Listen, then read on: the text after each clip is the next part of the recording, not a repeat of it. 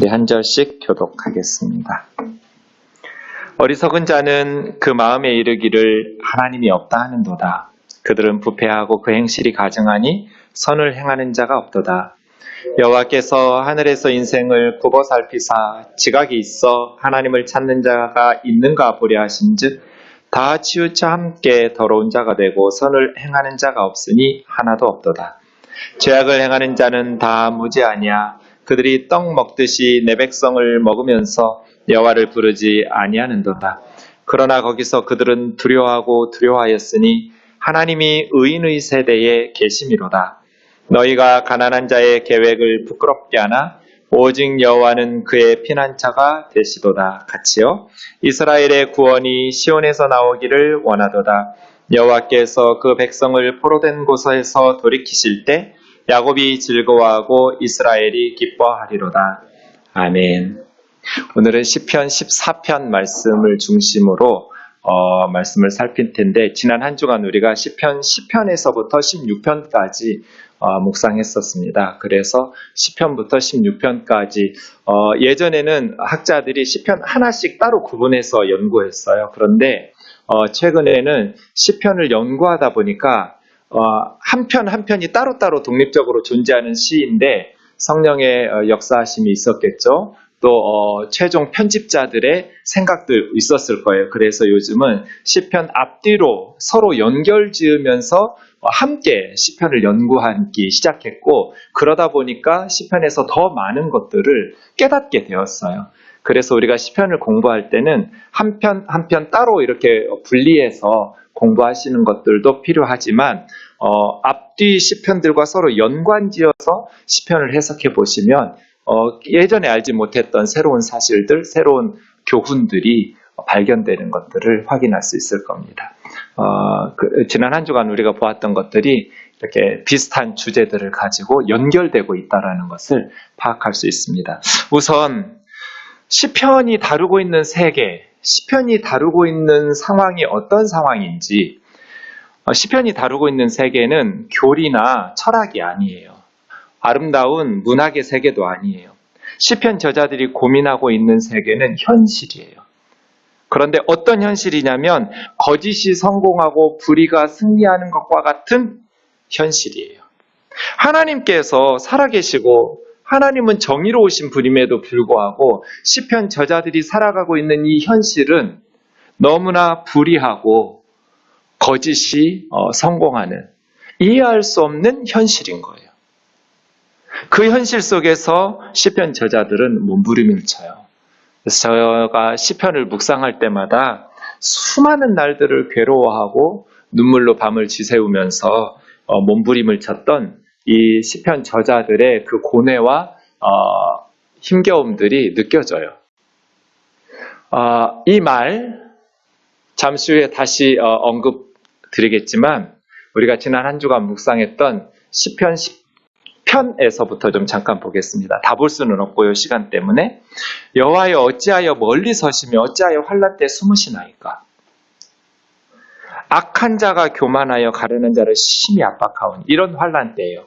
악한 사람들이 교만하게 가련하다고 번역된 건 아니라는 말은 연약한, 무기력한, 힘없는, 억압받는, 가난한, 그래서 비천한, 힘없는 사람들, 사회적 약자들을 심히 압박하오니. 이런 환난의 때에 이런 부당한 일들이 악이 성행하고 있는데 왜 하나님 멀리 서 계시고 왜 하나님께서 숨어 계십니까?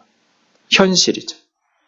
하나님의 침묵, 하나님의 부재. 왜 이렇게 악한데 하나님이 외면하고 침묵하고만 계십니까? 고아와 압제당하는 자를 위하여 심판하사 세상에 속한 자가 다시 위협하지 못하게 하소서. 다시 분리하면 어찌하여 멀리 서시며 어찌하여 환난 때 숨으십니까? 악한 자가 교만하게 가련한 자들을 심히 압박하오니 자기 베푼 꾀에 그 악한 자들이 빠지게 해주십시오. 17절 여호와여 주는 겸손한 자의 소원을 들으셨사오니 그 가난하고 겸손하고 연약한 자들의 마음을 준비라고 번역했는데요. 사실은 쿤이라는 단어는 굳게 하다거든요. 그렇게 압박당하고 억울함 당하는 사람들의 마음이 무너지지 않도록 굳게 세워서 견고하게 하셔서 그들의 기도에 귀를 기울여 들으시고 고아와 압제당하는 자를 위해서 심판하사 세상에 속한 자가 다시 위협하지 못하게 하시리이다. 세상에 속한 자라고 번역된 것은 에노시 민 하아레츠거든요. 에노시는 사람이라는 뜻인데 가인이 아벨을 죽이고 아벨 대신 태어난 아들이 셋이죠. 그 셋이 아들을 낳고 자기 아이 이름을 이 에노스라고 지었어요. 사람이죠. 에노스. 셋이 에노스를 낳고 그렇거든요.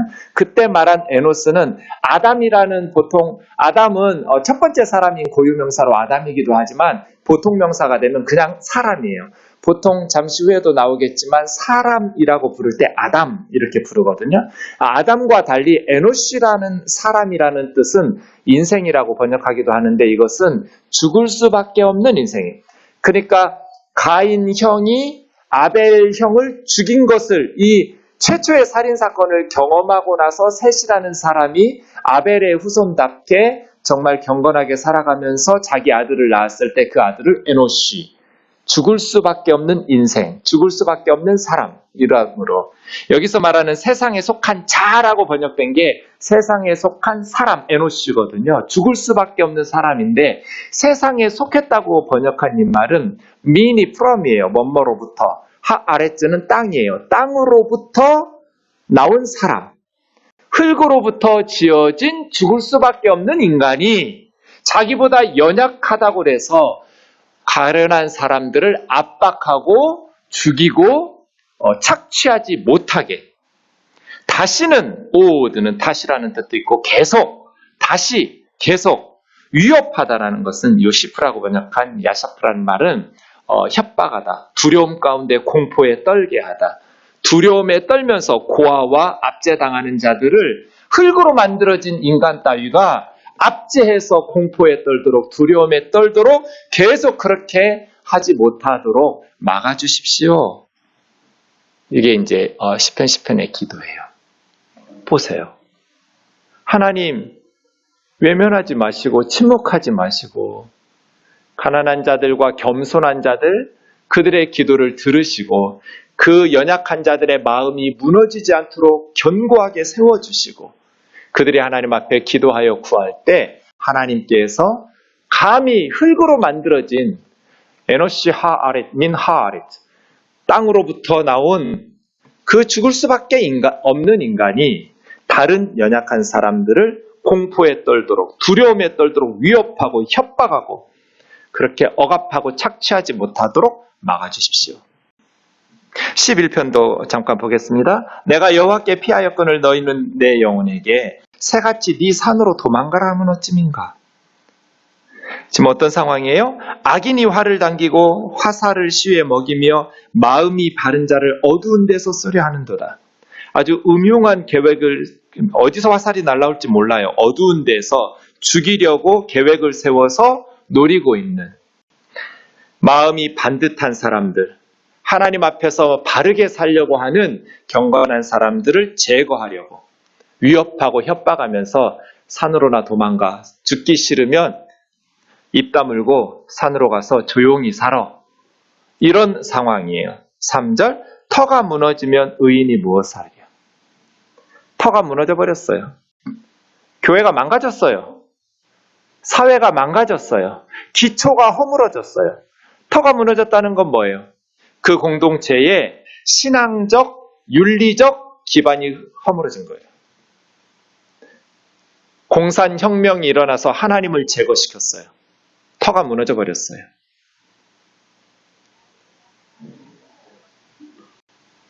대답해 보세요. 터가 무너지면 의인이 뭘 할 수 있어요?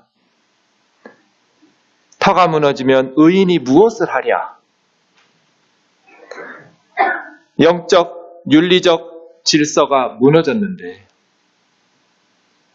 정직하게 살면 망해요. 마음이 바른 사람들은 화살이 어디서 날라와서 모르는지 쥐도 새도 없이 제거돼요.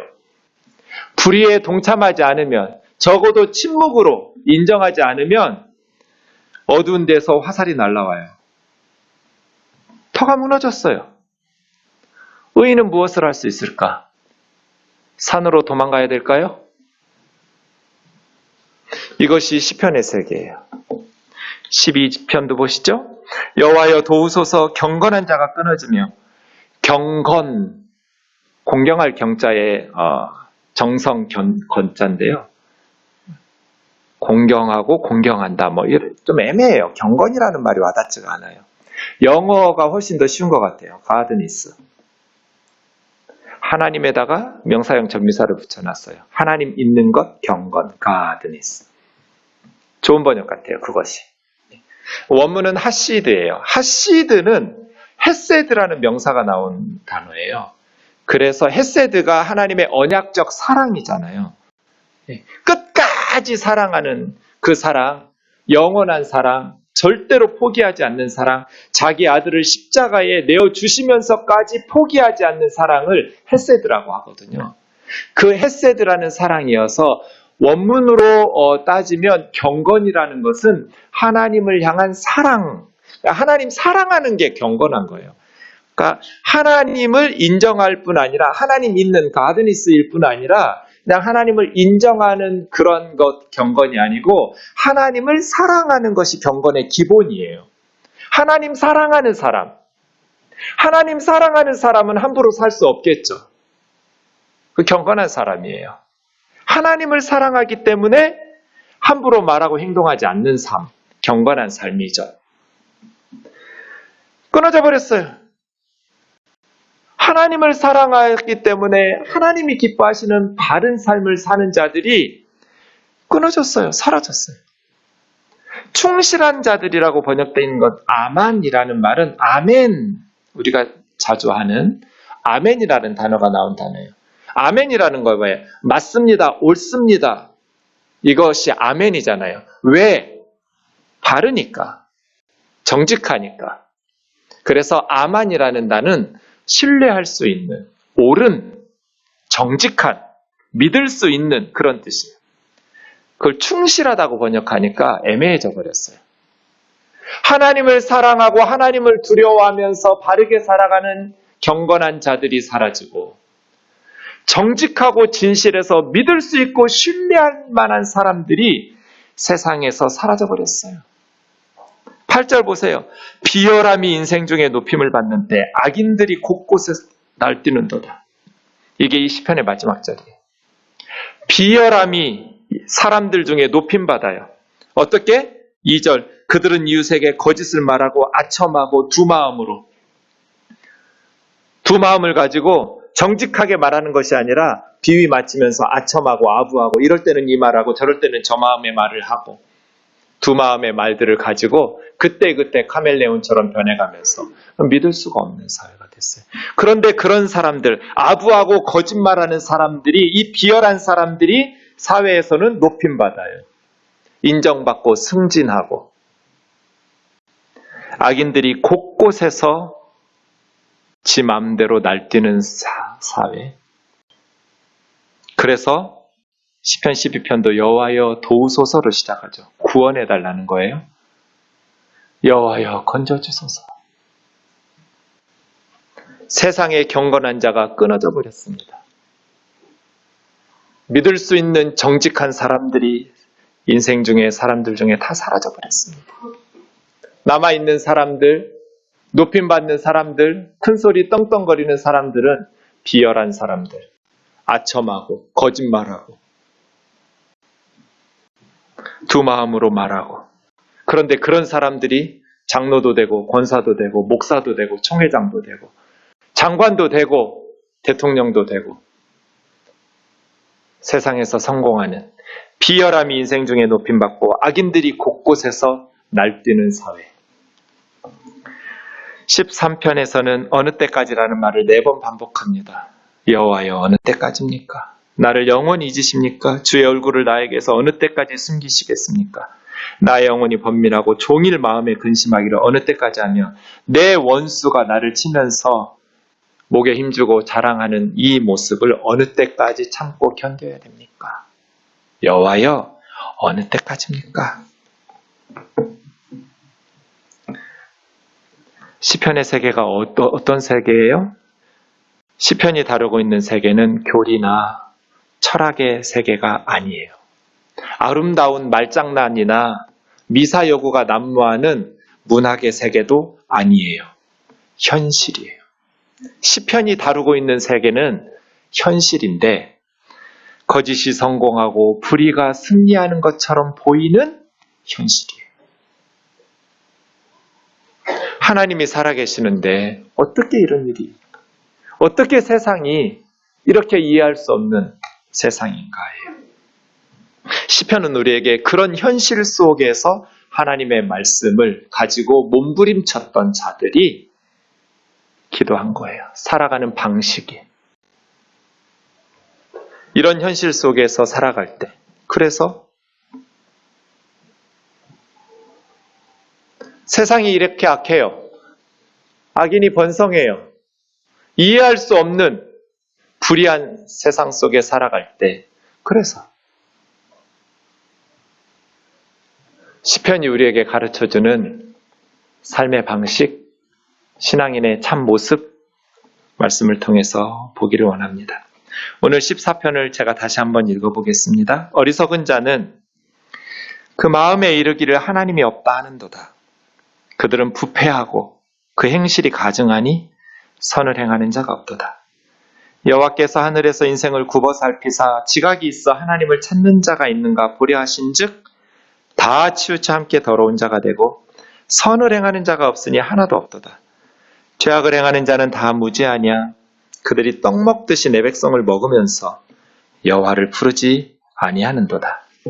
그러나 거기서 그들은 두려워하였으니 하나님이 의인의 세대에 계심이로다. 너희가 가난한 자의 계획을 부끄럽게 하나? 오직 여호와는 그의 피난처가 되시도다. 이스라엘의 구원이 시온에서 나오기를 원하도다. 여호와께서 그 백성을 포로된 곳에서 돌이키실 때 야곱이 즐거워하고 이스라엘이 기뻐하리로다. 아멘. 이 말씀 속에서 이러한 불의가 거짓이 승리하고 성공하는 것처럼 보이는 세상 속에 살아가는 경건한 사람들, 하나님의 사람들이 그래서 어떻게 살아가야 될 것인지를 말씀을 통해서 다시 한번 우리가 배울 수 있기를 원합니다. 1절부터 좀 자세히 살펴보겠습니다. 어리석은 자. 어떤 사람이 어리석은 사람일까요? 공부를 많이 못하고 가방끈이 짧은 사람일까요? 성경이 말하는 어리석은 사람은 그런 사람이 아닙니다. 나발이라는 단어가 어리석은 자라는 뜻인데요. 나발이라는 이름을 가진 한 사람이 있습니다. 다윗의 아내가 되었던 아비가일이라는 사람의 원래 남편이 나발이라는 사람이었는데 거부였습니다. 그 사회에서 힘 있는 권력자였고요. 엄청난 부를 가지고 있었던 사람이었어요. 그 사람이 어리숙하고 바보, 정말 우리가 생각하는 바보였다면 그렇게 부와 재산을 일구지 못했을 겁니다. 나발이라는 사람이 어리석은 것은 그가 분별력이 없었기 때문입니다. 상황 파악을 제대로 못했기 때문에 어리석은 거예요. 그래서 어리석은 자는 세상 학문이나 지식이나 공부가 짧은 사람이 아니라 분별력이 없는 사람, 상황 파악 제대로 못하는 사람이에요. 어리석은 사람은 그 마음에 이르기를 하나님이 없다. 에인 엘로힘, 하나님이 없다. 그들은 부패하고 썩었다는 뜻이에요. 그의 행위가, 그의 삶이 가증하다라는 것은 역겹다는 뜻이에요. 부패하고 역겨운 삶을 살아가는데 선을 행하는 자가 없도다. 에인 엘로힘, 하나님이 없으니까 에인 오쉐 토오브.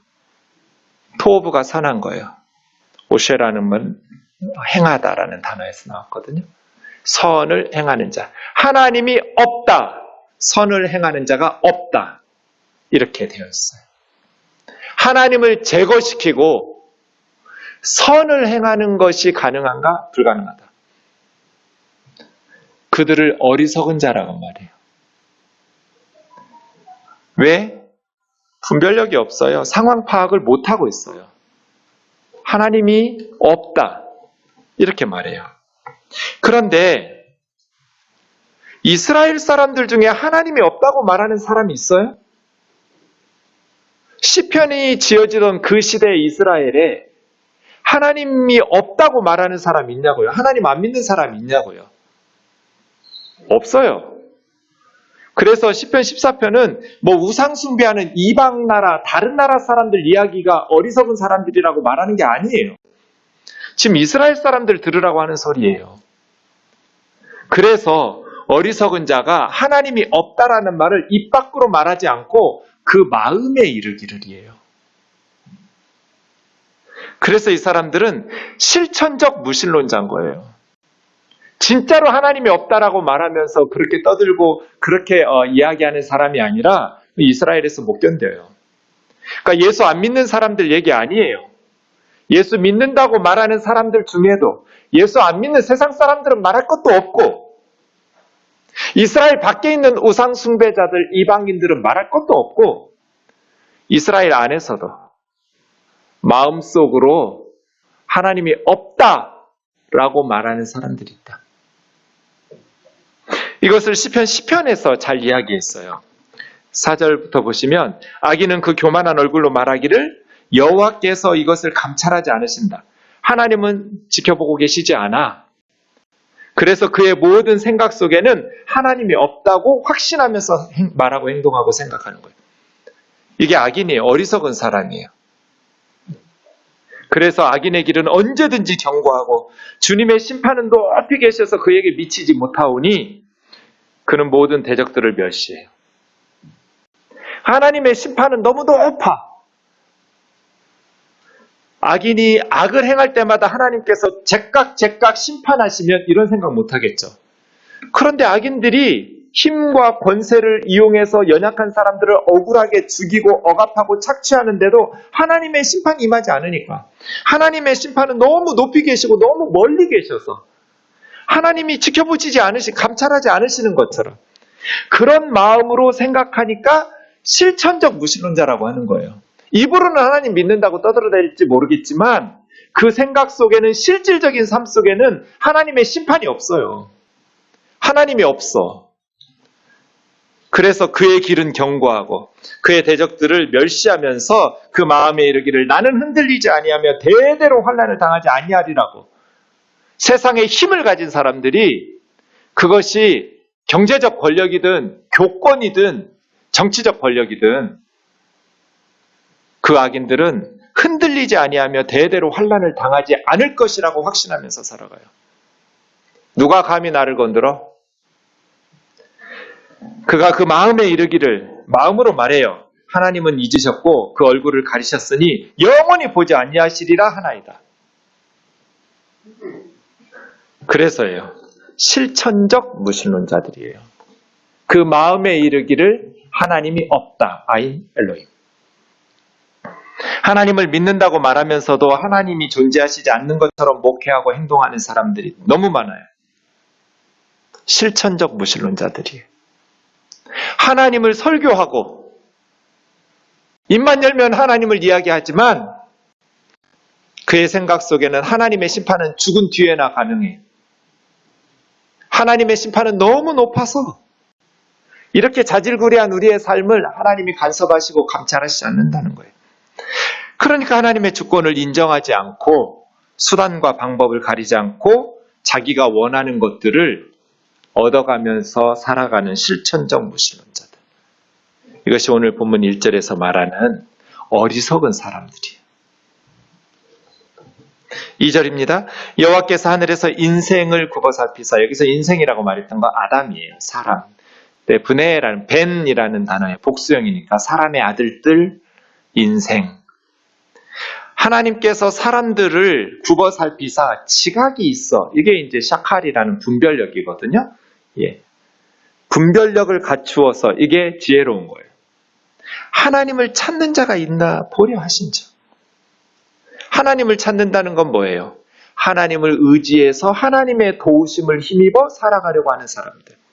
세상의 수단 방법 가리지 않고 세상적인 방식으로 성공하려는 것이 아니라 하나님을 찾는 자, 하나님을 의지하면서 하나님의 도우심에 의하여 살아가려 하는 자가 있는가 보려 하신즉 다 치우쳐, 모두 다 치우쳤어요.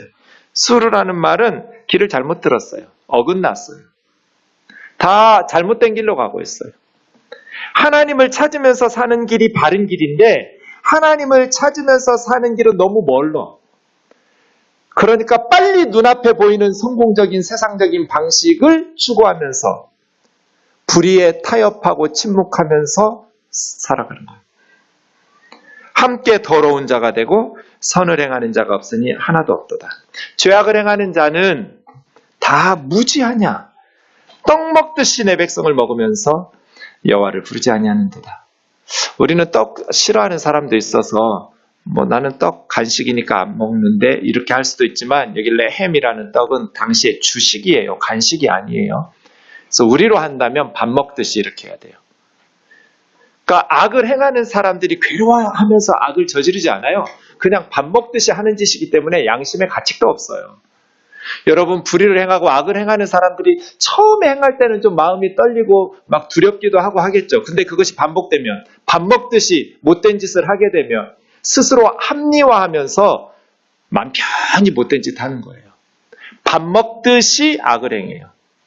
그런데 하나님의 백성을 먹어요.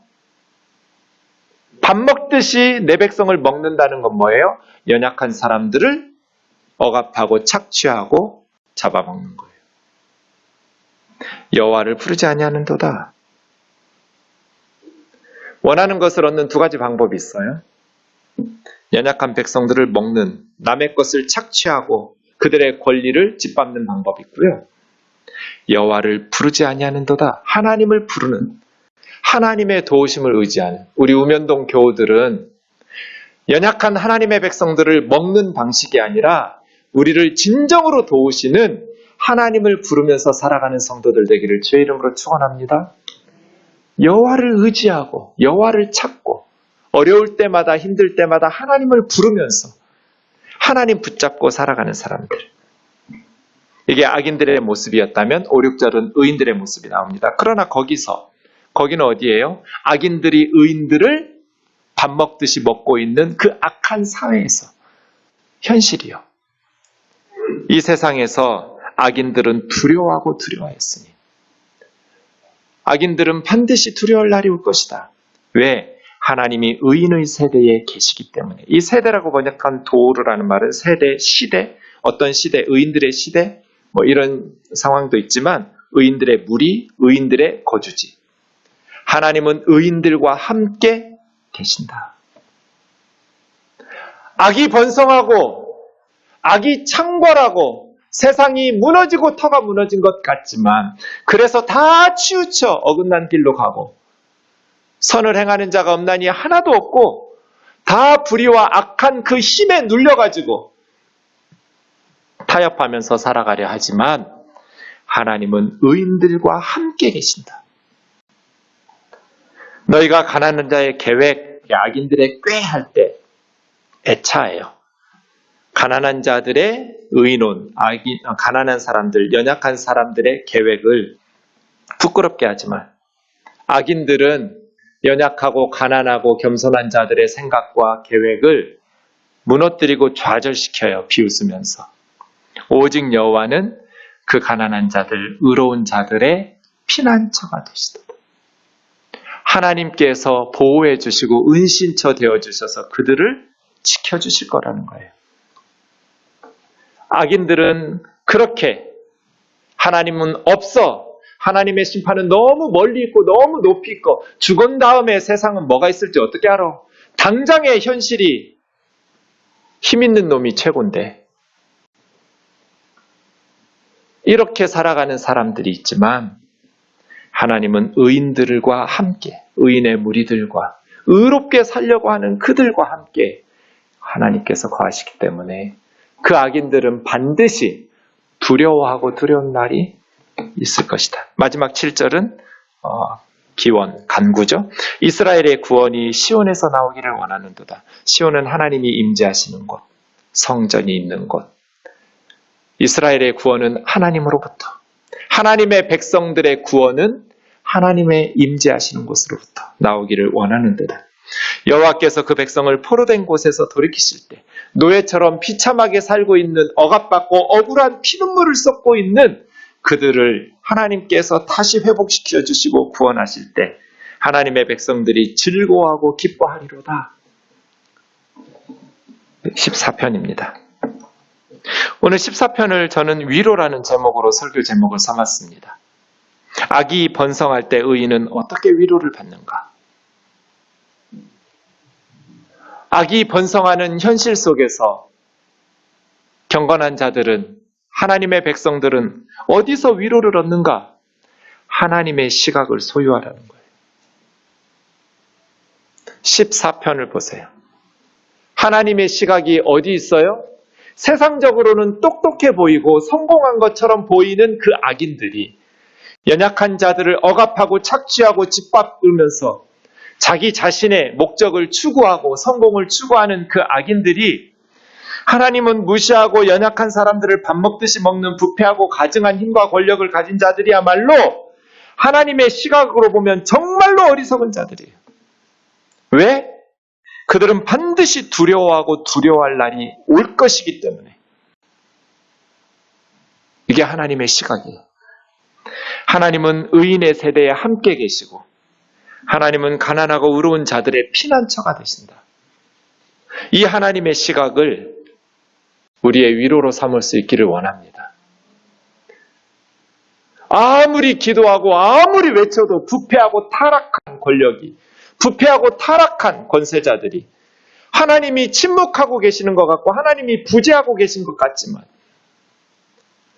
악인들은 반드시 두려워하고 두려울 날이 올 것이라는, 그래서 어리석은 자는, 나발, 분별력 없는 사람, 정말 상황 파악을 제대로 못하고 있는 사람이 현실성 없어 보이는 하나님이나 찾고 있는 사람인 것 같았지만 하나님은 살아계시고 의로우신 분이시기 때문에 정말 상황 파악 못하고 있는 사람들은 하나님을 무시하고 연약한 백성들을 밥 먹듯이 먹어가는 그러한 권세자들이라는 것을 우리에게 가르쳐 줍니다. 이런 하나님의 시각을 소유하고 살라는 거예요. 와닿지 않으실 것 같아서 와닿는 표현으로 제가 바꿔드리겠어요. 129편 6절 같이 읽겠습니다. 시작. 그들은 지붕의 풀과 같을지어다. 그것은 자라기 전에 마르는 것이라. 129편 보면 그들은 악인들이에요. 하나님을 무시하고 하나님의 백성들을 무시하고 경건하게 사는 사람들을 비웃고 조롱하는 악인들은 뭐와 같아요? 지붕의 풀. 지붕 위에 있는 풀은 자라기도 전에 말라 비틀어져요. 그래서 악인들을 보고 그래봐야 너는 지붕의 풀이야. 이렇게 말하고 견뎌내면 돼요. 그래봐야 너는 지붕 위의 풀이다. 자라기도 전에 마를 것이다. 반드시 두려워하고 두려울 날이 올 것이다. 하나님은 의인들과 함께 계신다. 하나님은 의인들의 피난처가 되신다. 너희들이 그렇게 권세를 부리고 교만하게 실천적 무신론자가 돼서 하나님을 두려워하지 않고 세상적인 방식으로 목회도 하고 세상적인 방식으로 목적을 달성하기 위해서 연약한 백성들을 밥 먹듯이 집어삼키지만 그래 봐야 너희는 지붕의 풀이다. 이게 하나님의 시각이에요. 이것이 시편의 교훈이에요. 악이 번성할 때 의인은 어떻게 위로를 얻나? 하나님의 시각을 소유해라. 하나님이 어떻게 바라보고 계시는지를 회복하라는 거예요. 교회는 어떻습니까?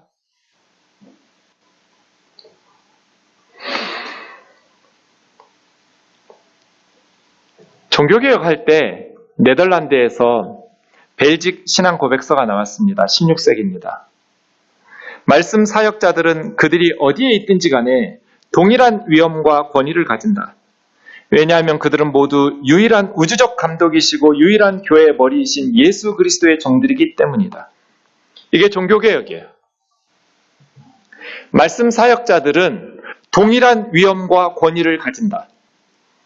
한국 교회가 그러고 있습니까? 종교개혁 했나요? 담임 목사와 부교역자들이 동일한 위엄과 권위를 가집니까? 설문조사 해봤어요. 90% 이상의 부교역자들이 사실은 부목사, 부교역자라는 단어 자체를 저는 싫어합니다. 우리 교회에서는 안 썼으면 좋겠어요. 그런데 이해를 돕기 위해서 쓰는 거예요. 부목사라는 말 자체가 잘못된 거예요. 그럼 저는 제가 정준경 목사니까 정목사인 건 그런 의미로 정목사지만 부목사면 정목사가 있고 뭐 그런 게 있어요?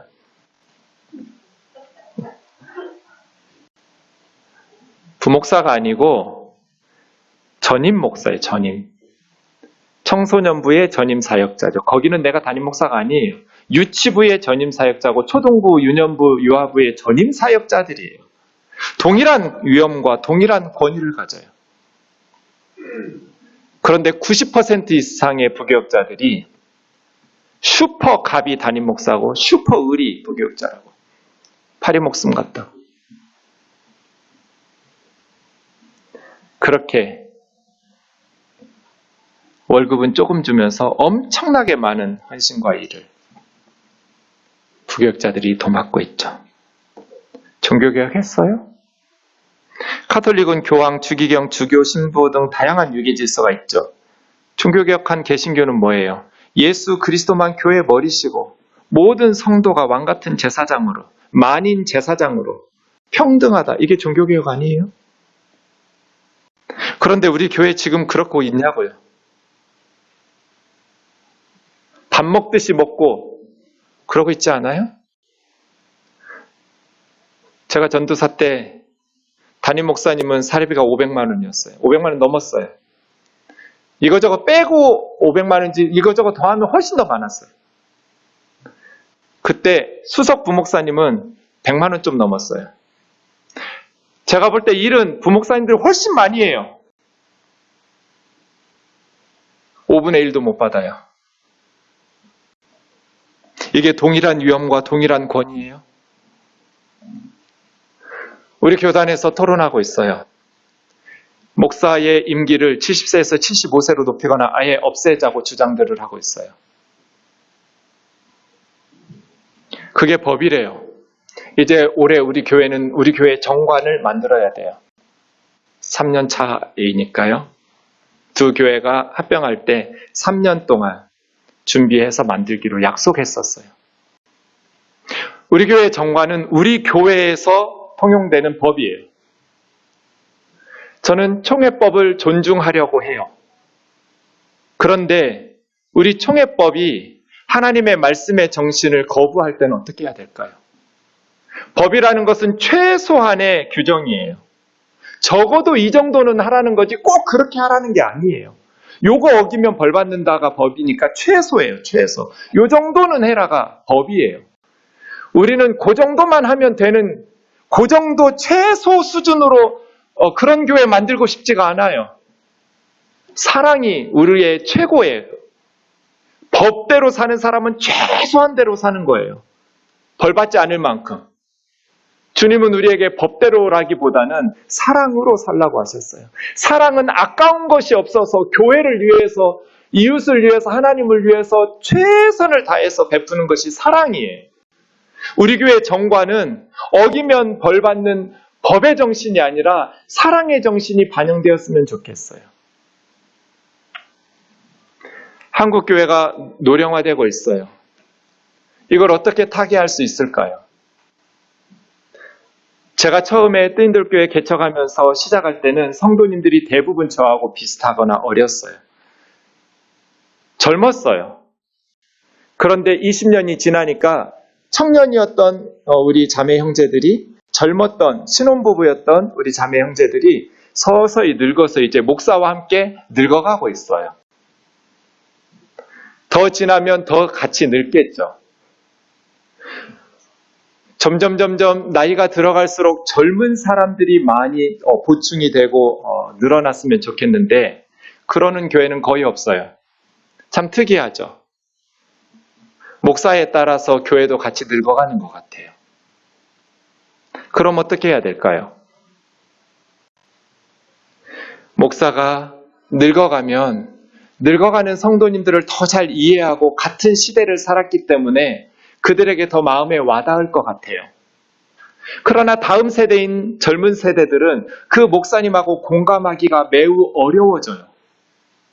그래서 교회가 젊음을 유지하고 다음 세대들을 생각한다면 목사님들 개인이 끊임없이 젊은이들과 공감하려는 노력과 더불어서 젊은 목회자들을 새로운 리더들로 세워야 돼요. 그래서 우리 교회 정관에는 65세로 그리고 우리 교회뿐 아니라 우리 교단에 제가 외치는 거예요.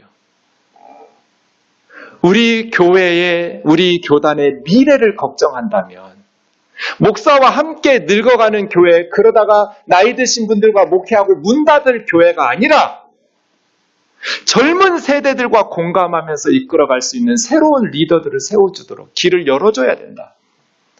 70세에서 75세로 늘리거나 정년을 없애서 늙어 죽을 때까지 힘 있을 때까지 목회할 수도 있지만 그렇게 하는 것이 아니라 왜 국가에서 법을 정해서 정년을 만들어요? 최소한도로 거기까지는 다음 세대를 위해서 양보하라는 거잖아요. 공동체를 위해서 희생하라는 거잖아요. 법을 그렇게 75세로 늘려놓고 정년을 없애버리면 우리 교회는 어떻게 될까요? 나이 드신 분들과 신앙생활 하다가 문 닫게 될 거예요. 제가 아무리 노력해도 젊은 세대와 공감하기 어려워요. 나이가 들면. 그런데 우리가 지금 그렇게 털을 무너뜨리고 있어요. 법이요 하면서 억지 부리고 있어요. 그 법이라는 우리 교단의 법이 원래 다른 교단에서 우리 교단의 목사가 되려면 2년 동안 우리 교단의 신학을 공부해야 돼요. 총신 신대원을 다녀야 돼요. 그래야 정식 우리 교단의 담임 목사가 될 수 있어요. 그런데 얼마 전에 이상한 법을 자기들끼리 만들었어요. 남들은 지금 2년 동안 공부하고 있는데 그 코스옥을 받고 있는 충영교회 같이 우리 교단의 대표적인 교단의 교회도 그 교회법에 의해서 다시 이미 다 박사까지 다른 교단에서 공부하셨지만 우리 교단의 법을 다시 한번 공부하기 위해서 2년 동안 공부하고 있는데 오정현 목사는 2주 동안 그 2년에 배울 거를 만드는 법을 특별법으로 만들어서 통과시켜 놓고 2주 공부하고 땡쳤어요. 무엇을 위해서? 누구를 위해서? 그게 가능한 법이면 애시당초 2주만 공부하도록 하지 2년씩 보수신학을 공부해야 된다는 규정을 왜 만들었어요? 자기들이 그렇게 만들어 놓고 법대로 하라고 75세로 늘리면 또 75세로 늘려야 법이고 합법이라고 우리 교회 정관을 그렇게 만들어야 된다고 주장하는 분들이 있어요. 정년이 없으면 저는 늙어 죽을 때까지 우리 교회에서 담임 목회 해도 돼요? 다음 세대는 어떻게 해요? 우리 부교역자들은, 젊은 목회자들은, 후배들은 어떻게 해요? 털을 무너뜨리고 있어요. 아기 번성할 때 연약한 사람들을 밥 먹듯이 먹으면서 노예 부리듯 하고 있는데 힘없는 가난한 하나님의 백성들은 어디서 위로를 얻을 것인가? 아기 번성할 때 의인은 어떻게 살아야 하는가? 시편 11편에서 다시 답을 찾을 수 있습니다. 내가 여호와께 피하였거늘 너희가 내 영혼에게 새같이 네 산으로 도망가라 하면 어찌민가? 터가 무너지면 의인이 무엇을 하랴? 산으로 도망가야 되는가? 아니요. 여호와는 의로우사 의로운 일을 좋아하시나니 정직한 자는 그의 얼굴을 배우리로다. 산으로 도망하는 것이 아니라 그 불의한 현실 속에서 나는 여호와께 피하였다. 하나님이 나의 은신처이고 피난처이다라는 고백 속에서 하나님은 의로운 일을 좋아하시는 분이시니 정직한 자가 하나님의 얼굴을 뵙고 하나님 앞에 나아갈 것이라고 확신을 가지고 믿음으로 버텨내면서 살아갈 수 있기를 원합니다. 직장에 가면 불의한 자가 아래 직원들을 무시하고 부당하게 억압하고 노예처럼 부려먹고 성적으로 폭행하고 추행하고 여성이기 때문에 하위 직급이기 때문에 직장을 버릴 수 없기 때문에 먹고 살기 위해서 부당한 대우들을 참아내고 있는 그러한 악이 번성할 때 의인들은 하나님 앞에서 버텨내면서 그곳을 변화시켜야지 산으로 도망가버리면 이 세상은 영원히 악이 제거되지 못할 거예요. 사랑하는 자매 형제 여러분, 우리가 사는 이 세상에서 하나님의 말씀 붙잡고 믿음으로 승리할 수 있기를 원합니다. 시편 15편 읽고 마치겠습니다. 여호와여, 주의 장막에 머무를 자 누구오며 주의 성산에 사는 자 누구오니까? 정직하게 행하며 공의를 실천하며 그의 마음에 진실을 말하며 그의 혀로 남을 허물하지 아니하고 그의 이웃에게 악을 행하지 아니하며 그의 이웃을 비방하지 아니하며 그의 눈은 망령된 자를 멸시하며 여호와를 두려워하는 자를 존대하며 그의 마음에 서원한 것은 해로울지라도 변하지 아니하며 이자를 받으려고 돈을 꾸어주지 아니하며 뇌물을 받고 무죄한 자를 해하지 아니하는 자이니 이러한 일을 행하는 자는 영원히 흔들리지 아니하리이다. 아멘.